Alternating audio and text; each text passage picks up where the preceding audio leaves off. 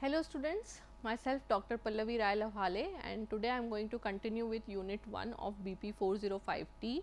The topic today we are going to discuss is the chemical and biological evaluation of crude drugs. So, we have already discussed about the organoleptic evaluation, then we discussed about the microscopic evaluation and the physical evaluation.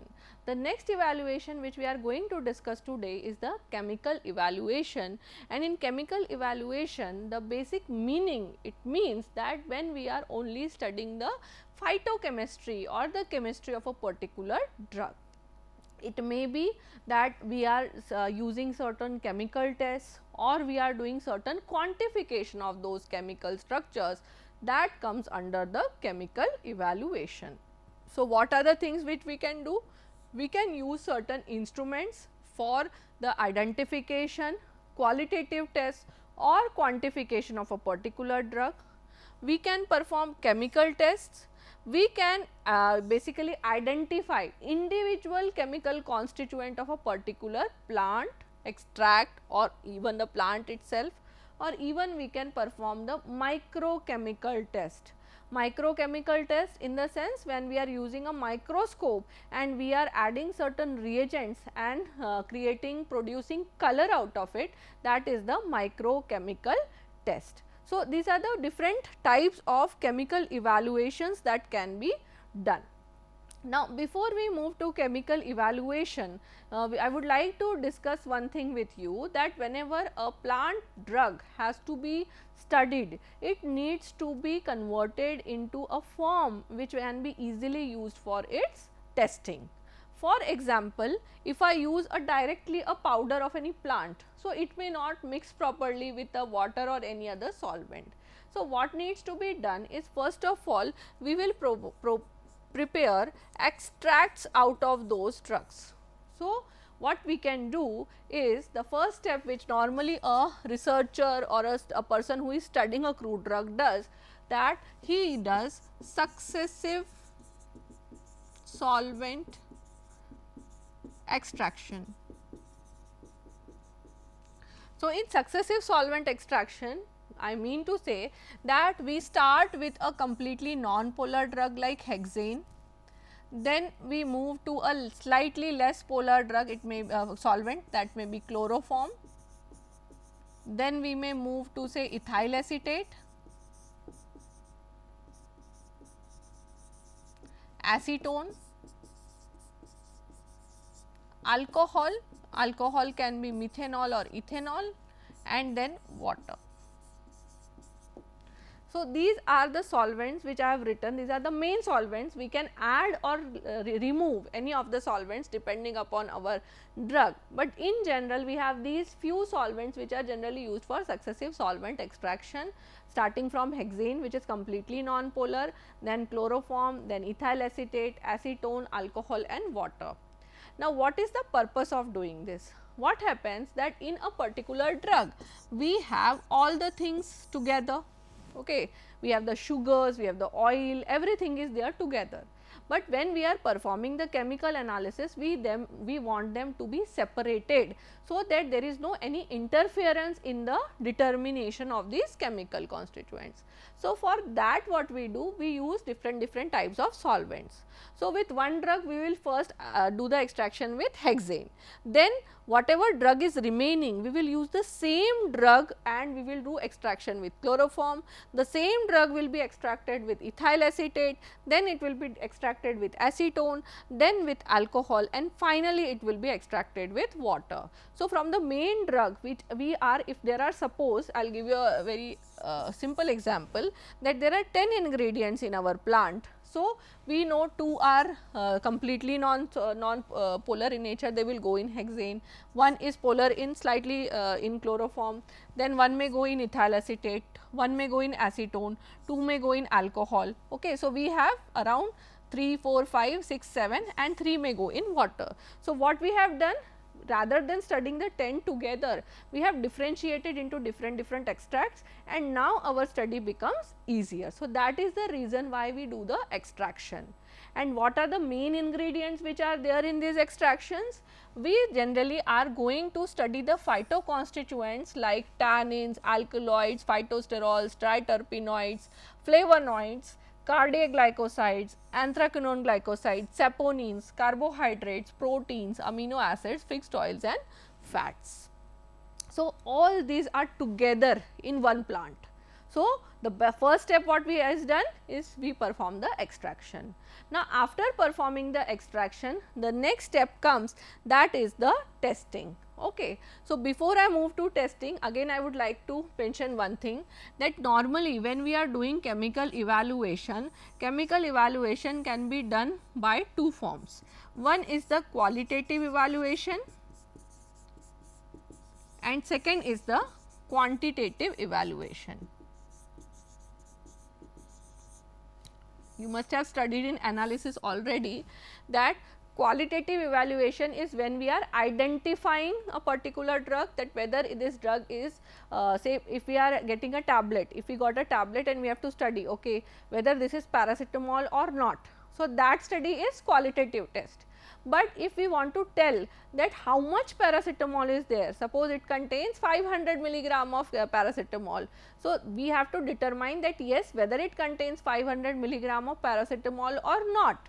That is the quantitative chemical evaluation. Okay. So, the difference key whether it is paracetamol or not, and if it is paracetamol then in how much quantity it is present, that is how we can differentiate it into either qualitative evaluation or quantitative evaluation. So, in qualitative evaluation, the first thing which is done is the chemical test or the phytochemical test. So, in this the first one is ferric chloride test, which is done for tannins.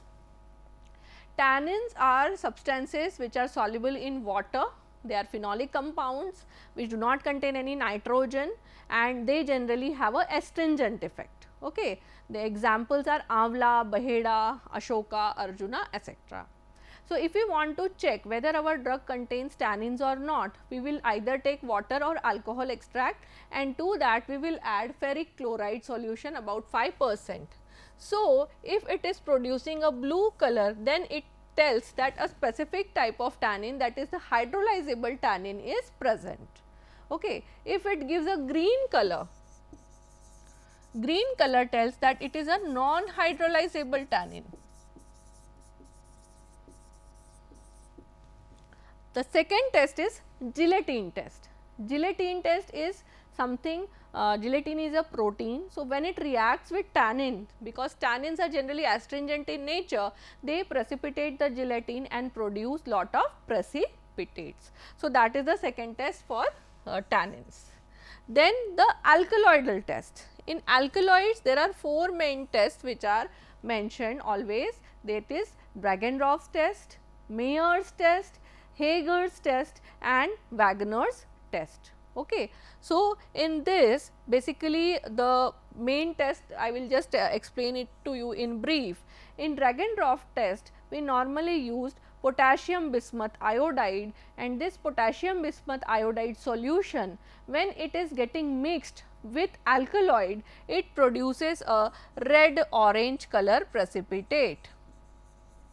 It produces red orange colored precipitates. If I talk about Mayer's test, Mayer test contains potassium mercuric iodide. So, Bragg-Rauch contains bismuth, Mayer's contains mercuric iodide, and this mercuric iodide gives creamy white precipitates. It produces creamy white precipitates. The Hager's test, it contains picric acid, and when this picric acid solution it is added to alkaloids, it produces bright yellow colored precipitates. So, Hager's test gives us yellow color precipitates. And last is the Wagner test. Wagner test is Wagner reagent is iodine solution. So, it contains both iodine plus potassium iodide. I2 plus Ki is Wagner solution, and this Wagner solution with alkaloids gives red brown precipitates. It gives red brown precipitates. So, we have the 4 alkaloids alkaloid test, Dagendorf test, Mayer's test, Hager's test and Wagner's test. Then there is one test which is generally done for the phytosterols, which is known as the Lieberman-Burchard test. Now, this Lieberman-Burchard test is done for a particular sterol structure present in many of the plants, like the steroidal saponins or the cardiac glycosides. They generally give a positive test for these phytosterols, and the test is done by mixing the extract with 2 ml of acetic anhydride. We take the extract which we prepared earlier, and to this we added 2 ml of acetic anhydride. After that we will heat it to boil, cool it, and then we will add 1 ml of concentrated sulfuric acid. On addition of the concentrated sulfuric acid, normally whenever we add a concentrated sulfuric acid, we add it from the side. This is just imagine this as a test tube, and when this sulfuric acid goes to the bottom, it will get collected on the bottom part, and above that we have the another layer of our drug which is present. Okay. So, this other layer of the drug and the H2SO4, they will prepare a junction, and at the junction we will have a dark green coloration. Dark green coloration is there basically in the upper layer. Okay. At the junction you have a brown layer, above that there is a dark green color. So, this test will be positive if a brown ring is formed with a dark brown color on the upper side. The second test is done for the triterpenoids, which is known as the Salkowski test, and in this again what is done, we take the dried extract to which we add chloroform and few drops of sulfuric acid. So, again in the same way, when we are adding the sulfuric acid, it goes at the bottom of the test tube and it prepares a interface or a junction. So, at the junction if a red brown color is formed, then it says that the triterpenoids are present. So, triterpenoids are generally found in the saponin drugs. Okay, the saponin glycosides, they have the triterpenoidal structure or the alpha amyrine structure. So, this test, that is Salkowski test, is generally positive for the triterpenoids. Now, we will look at the other tests. One is the Shinoda test. Shinoda test is generally done basically for the flavonoids.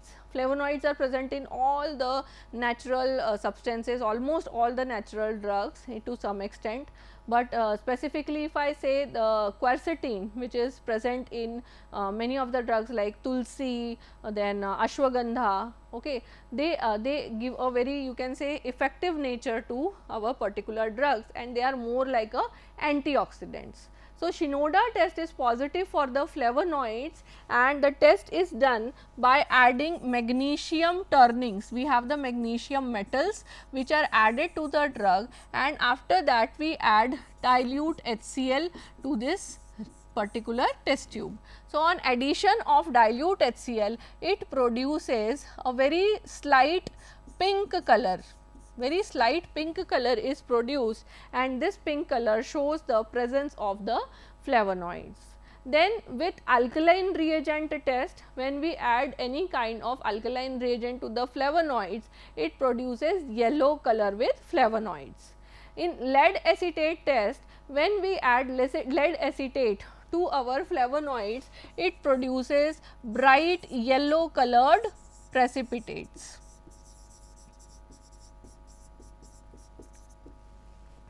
Then the next category is that of saponins. Saponins are those drugs which normally produce foam or frothing on shaking with water. They also have one more property of you can say lysing the RBC, the red blood cells, they get you can say lysed or break down in the presence of saponins. So, the two common tests which are done, first is the foam test, where in a test tube we will take the drug and to that we will add water and shake it. So, in case we have lot of frothing which is forming, so if the froth is there and it is persistent, means it does not dissolve for more than 10 to 15 minutes, we will say that this drug is containing foam or saponins. if we talk about the next one, that is the hemolytic test. In hemolytic test, we will prepare a blood smear on a particular slide, microscopic slide. On that we will put few drops of the saponin solution and check under the microscope. If the RBC ruptures, it means that it contains saponins. Then we have certain drugs for tests which are done for the cardiac glycosides, like the Keller-Kiliani test, Baljet test, Legal's test and Caday's test. These are also tests which are very important, because cardiac glycoside itself it belongs to a very important category of drugs. So, now we move further to the Born-Traeger test and the modified Born-Traeger test. So, in Born-Traeger test, the simple Born-Traeger test, what we do is we take either acid, maybe HCl or H2SO4. To that we add any organic substance like benzene or chloroform, and then we add ammonia. So, when we are doing this, the ammonical layer, it turns pink in nature. So, that is the Born-Traeger test. Now, what happens is that the carbon C glycosides normally present in aloe vera. So, these C glycosides, they will not give the positive Born-Traeger test, because the CC bond is very tight, it is very strong. So, to break that, we normally add FeCl3 to the above mixture. So, first we will add FeCl3 and then HCl, then benzene and then ammonia. So, then we will get a pink color. So, that is the modified Born-Traeger test. Then for carbohydrates, we can do the Molish test, Barford's test, Selivanov's test or Felling's test can also be done. These are very common tests which you must have done in your school itself. Then for proteins, we perform Biuret test, Ninhydrin test, Millen test and Xanthoprotic test, and for fats and fixed oils, we perform the saponification as well as the filter paper test. Now, if we look at the other part, that is the quantitative evaluation, we can do it by two techniques. One is the chromatographic technique and second is the spectroscopic technique. So, basically because herbs are a mixture of many things, so it is important first of all to separate those ingredients, and after separation, when we do the analysis, we get the actual concentration or assay of our particular constituent. Now, if we talk about any drug, it is a mixture of so many things. So, we have to our first step should be to identify the marker compound. For example, if I take Amla, so we know Amla is rich in vitamin C. So, what we can do, we will consider vitamin C as our main standard drug. We can also use ellagic acid, which is again present in our Amla. So, we can either use ellagic acid or vitamin C as a chemical marker, and using that chemical marker we can determine that what quality of drug are we having. Okay. So, what we will do, first using the chromatographic technique, which can be any kind of techniques like thin layer chromatography, HPTLC, which is high performance thin layer chromatography, high performance or high pressure chromatography, which is HPLC, or gas chromatography or even column chromatography. What we can do is we can separate the different chemical constituents in one particular drug, and once we have separated, we can analyze those drugs using the second technique, that is the spectroscopy. For example, UV visible spectroscopy, IR spectroscopy, mass spectroscopy, NMR spectroscopy and to some extent Raman spectroscopy. So, here we are combining two different scientific instrumental methods. One is the chromatography, which is mainly related to separation of the ingredients, and spectroscopy, which mainly deals with the estimation of the active ingredients present in a particular substance.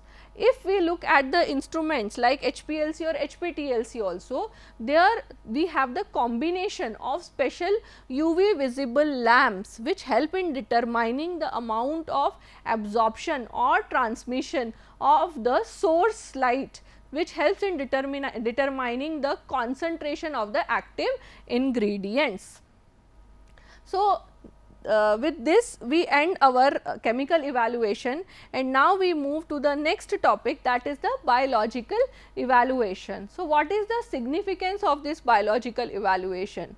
Biological evaluation is generally done when we cannot do the chemical, physical or any other kind of evaluation. So, we have to perform the biological evaluation, and in general in initial stages when a drug is developing or a drug is getting studied, we should know what are the biological properties of our particular drug. Okay. So, we should know basically the toxicology of our drug, we should know the pharmacology of the drug, and we also need to perform the microbiological evaluation on later stages.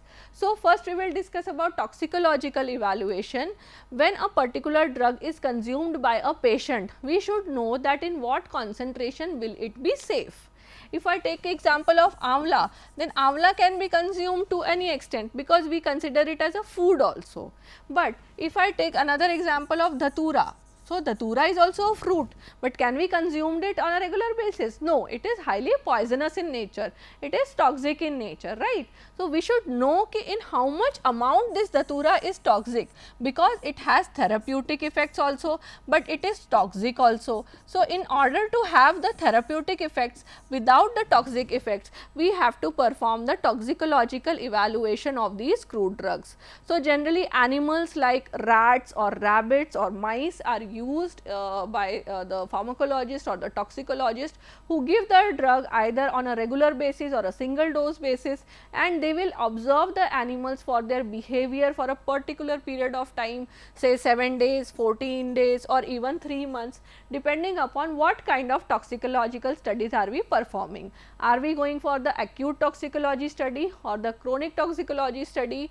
That tells us that how long a particular drug will be studied. But what you have to understand is that when we are determining that a particular drug is harmful in how much concentration, that is what we call the toxicological evaluation. Then comes the pharmacological evaluation. So, in pharmacological evaluation we have two parts, one is the pharmacokinetics and other is the pharmacodynamics.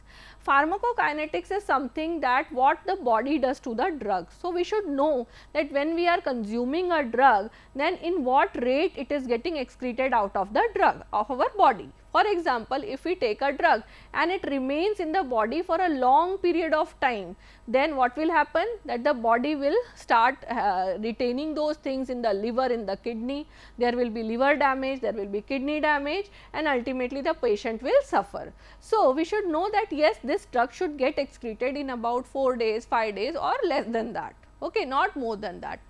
The second thing is pharmacodynamics. This is most important. Like if you get to know that okay, traditionally this drug was used as a anti-diabetic. So, how can you ascertain that yes, it is anti-diabetic in nature? So, you have to provide certain evidence, means what the drug is doing to the body. So, if I have to study a drug for its anti-diabetic effect, what I will do? I will take a group of animals, and to those animals I will start first of all induce diabetes in those animals. It can be done by removing the pancreas or by giving certain toxic drugs. So, when the diabetes is incorporated in that particular animal, after that we start giving the drugs to those animals. After a period of time, we will measure the blood glucose level in those animals. Now, if our drug is anti-diabetic in nature, it will control that blood glucose, right. So, it will become a validated anti-diabetic drug. So, this is how we can determine the efficacy of a particular drug, by first inducing the problem in the animal and then giving our drug and studying whether our drug is acting in a positive way or not. When you study pharmacology further or research methodology further, you will be able to understand many other aspects related to this pharmacodynamics. pharmacodynamic studies. And last point is the microbiological evaluation. So, microbiological evaluation is important from WHO point of view, because our plants, they are coming from a natural source, they contain water and carbohydrates, which is a very good, you can say, area or place where the microbes can grow. So, we have to keep in mind that the main microorganisms like E. coli, Salmonella typhi, Pseudomonas aeruginosa, then Staphylococcus aureus, Enterobacteriaceae, such bacteria should be either present in a particular limit or completely absent in our finished dosage forms. So, those limits are tested as per the Indian Pharmacopoeia guidelines, and we have to give that yes, our drug is following all the limits. So, with this we end this lecture on biological evaluation as well as the chemical evaluation of crude drugs. Thank you.